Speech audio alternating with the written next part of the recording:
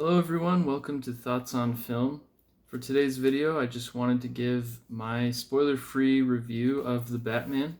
I was fortunate enough to see it on Tuesday with the IMAX fan first screening. And so I've had a few days to kind of think about it. Just really quick before I get into it, I would really appreciate it if you could like the video and subscribe to the channel. This is a very new channel that I'm trying to get off the ground, so any support I could receive from you guys, I would really appreciate. If you've seen The Batman, please keep it spoiler free in the comments, but let me know what you liked, or let me know if you're excited to see it. Anyways, without further ado, my thoughts on The Batman. So when I started watching this film, immediately what I started to think about was just how beautiful the film looks. It's definitely got a kind of neo-noir feel with the really dark set pieces contrasted with a lot of neon lighting, which I really love. It's very reminiscent of, I want to say, Blade Runner a little bit. It's not that futuristic world, but it kind of has similar lighting. And apart from that, if you've played the Batman Arkham video games, it has a similar look with that kind of gothic cathedral-like aesthetic. Obviously not every building is a cathedral, but they did film it in Glasgow and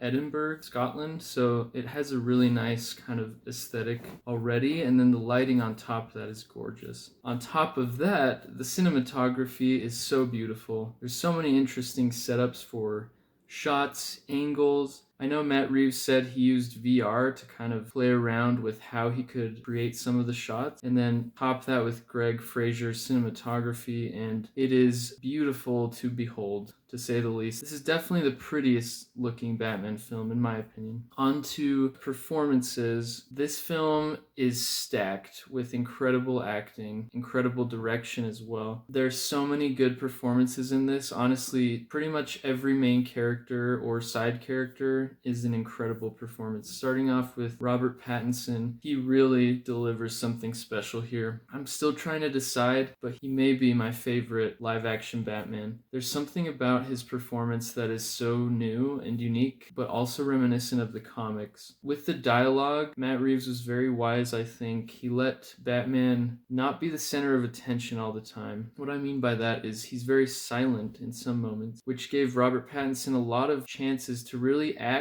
with his eyes, and it is incredible. You can see so much emotion, so many layers in his performance, and something that I was discussing with a friend of mine, actually Ross, who's been on the channel before, we kind of talked about how Batman feels like kind of a mythical presence in the film, which I really like. And I think it's because he was able to be silent and just kind of present without being the center of attention, if that makes sense. And so for me, that really worked. It reminded me a lot of the comics where Batman he doesn't need to be the center of attention. He, a lot of times, is just thinking to himself. So I really loved that performance. Also, the Batsuit is great. I had my complaints when I first saw it, but when you see it in the film, it looks beautiful. As far as the other performances, Paul Dano's Riddler is terrifying. Paul Dano is a fantastic actor, and he does not disappoint. He is creepy. His voice is so scary. He is a terrifying villain, and honestly, in my opinion, the scariest Batman villain we've had since Heath Ledger's Joker. Moving on to Catwoman, Zoe Kravitz. To me, she is the definitive Catwoman now. She nails this. She has the perfect balance of being somebody who's very vulnerable yet powerful. She really exudes Catwoman's persona, which is, again, she's vulnerable deep down, but she has created these walls to protect herself, and you really feel that from Zoe's performance. Her dynamic with Batman is great. Again, spot on, just like the comic. It's really something special. In my opinion, best Batman-Catwoman duo we've ever seen. Also, her fighting style is really cool. Contrasting that with Batman's. They have different fighting styles, and it's really cool to see them both. Another standout, I mean, pretty much every cast member is a standout, but Colin Farrell's Penguin, he's amazing. Surprisingly funny, and he's great. I know a lot of people had questions as to why you hire someone and then completely change what they look like. Well, now I know, because his performance is fantastic, and I'm really excited for the Penguin show that they've announced, the HBO Max show, to explore more of his character. Jeffrey Wright's Commissioner Gordon, incredible. incredible. His dynamic with Batman, it's really nice. They feel like friends more than any other version of Batman and Gordon we've had, which is really fun to see, and it really plays into the detective aspect of the film. Andy Serkis as Alfred, fantastic. He's kind of a new version of Alfred, but he remains true to the core of who Alfred is from the comics. This film does such a good job of remaining true to the characters from the comics while adding their own spin. This is the most comic accurate Batman that I've seen, in my opinion. He is fallible in this film, which I really appreciated because it gives us somewhere to go for his character. He's not just perfect. I feel like some comics, Batman is just this basically omniscient being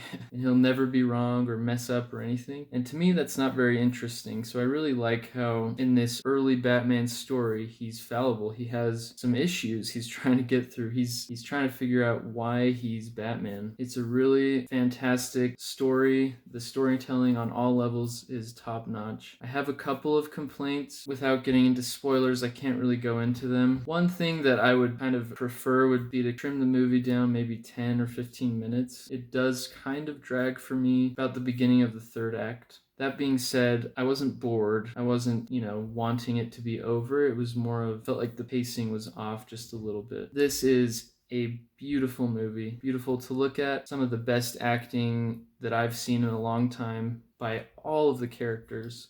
Just crazy. The dialogue is so good. The best way I've described it in some of my reviews is just crisp. There's so many moments where there's such a payoff from just the dialogue for the characters. Me personally, I just got chills because it was so good. There's a lot of really slow and just methodical moments where you're really getting this detective journey. To me, this is something really special. As far as ranking it with all the Batman films, I'm still trying to decide. I want to see it again. But if I had to rank it right now, I think it would be number 2 behind The Dark Knight. That might change though. The more I've thought about it, honestly, the more I like it, and can't wait to see it again so I can solidify my thoughts on that. But just remember that it isn't as action heavy, but when there is action, it is fantastic. It is brutal. It is so well shot. The cinematography during the fight scenes is so gorgeous. And again, I just love his fighting style. It's brutal. It feels realistic, and one thing I will say is you can really tell that this stuff is just hurting him big time physically, which we haven't really seen much in Batman films. So it's nice to see that this is taking a huge toll on this man, but he's still fighting.